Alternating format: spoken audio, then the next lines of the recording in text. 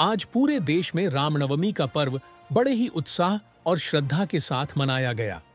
इसी उपलक्ष्य में गोंदिया जिले के गोरेगांव और आमगांव तहसील की सीमा पर स्थित प्रसिद्ध मांडो देवी देवस्थान में सामूहिक विवाह समारोह का आयोजन किया गया। इस सामूहिक विवाह में 135 जोड़ों ने एक दूसरे के साथ 7 फेरे लेकर वैवाहिक जीवन में प्रवेश किया। यह सामूहिक विवाह समारोह पिछले 33 वर्षों से सूर्यदेव मांडो देवी देवस्थान समिति की ओर से निरंतर आयोजित किया जा रहा है। अब तक इस पहल के तहत 3000 से अधिक जोड़ों का विवाह कराया जा चुका है। इतना ही नहीं, समिति की ओर से प्रत्येक नव विवाहित जोड़े को जीवन उपयोगी वस्तुएं और बर्तन भी भेंट स्वरूप दिए जाते हैं।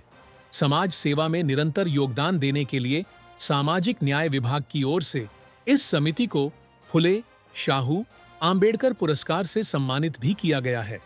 श्री सूर्यदेव मांडो देवस्थान इथे मोठ्या प्रमाणामध्ये उत्तर प्रदेश, मध्य प्रदेश, राजस्थान, छत्तीसगड, उड़ीसा, आपलं झारखंड विविध भागातून आज मोठ्या महाराष्ट्रातून येतात। आपले आंध्र प्रदेश, तेलंगणा या सर्व भागातून मोठ्या प्रमाणामध्ये भाविक नित्य येत असतात, पर्वाला येत असतात आणि आज या ठिकाणी या जोडपे या ठिकाणी आयोजित करण्यात आलेले आहे। यामध्ये मध्य प्रदेशचे, छत्तीसगडचे आणि दुसरे राज्यांचे सुद्धा जोडपे या ठिकाणी आहेत आणि या व्यतिरिक्त सुद्धा प्रत्येक दिवशी या ठिकाणी 2 ते 3 जोडपे हे लग्न या ठिकाणी संपन्न करत असतात आणि अशा प्रकारे मातेचा आशीर्वाद घेण्याकरता या ठिकाणी मोठ्या प्रमाणामध्ये लग्न करण्याची एक प्रथा या निमित्ताने सुरू झालेली आहे। संपूर्ण मध्य भारतामध्ये सर्वात प्रथम आजच्या 33 वर्षापूर्वी श्री सूर्यदेव मांडो देवी देवस्थान समितीच्या वतीने सर्व जातीय सामूहिक विवाह सोहळ्याचे आयोजन करण्यात येते। हा 33वा वर्ष आहे आणि आज 137 नवदंपत्य आज नवीन जीवनामध्ये त्यांच्या या ठिकाणी सर्व जातीय सामूहिक विवाह सोहळा संपन्न करण्यात आलेला आहे। त्यांना खूप खूप शुभेच्छा देतो आणि आजच्या प्रसंगी ज्या सर्वांचे सहकार्य लाभले त्यांचाही खूप खूप आभार व्यक्त करतो। सर्वांना खूप खूप शुभेच्छा, धन्यवाद।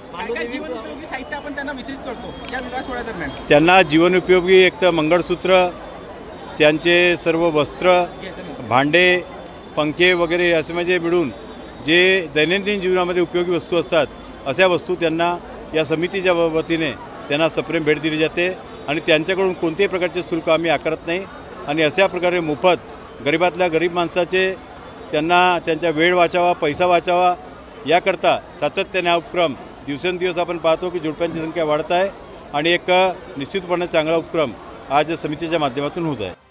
आज इथे मांडो देवी देवस्थानामध्ये देवस्थान कमिटी आणि आमदार विनोदजी अग्रवालच्या माध्यमातून 135 जोडप्यांचं सर्व जातीय जोडप्यांचं इथे सामूहिक विवाहामध्ये आज सोहळा झाले। पण राज्य शासनाने या सामूहिक विवाहाला प्रोत्साहन देत असते। अनेक योजना या सगळ्या सामूहिक विवाह कार्यक्रमाकरता राज्य शासनाच्या आहे।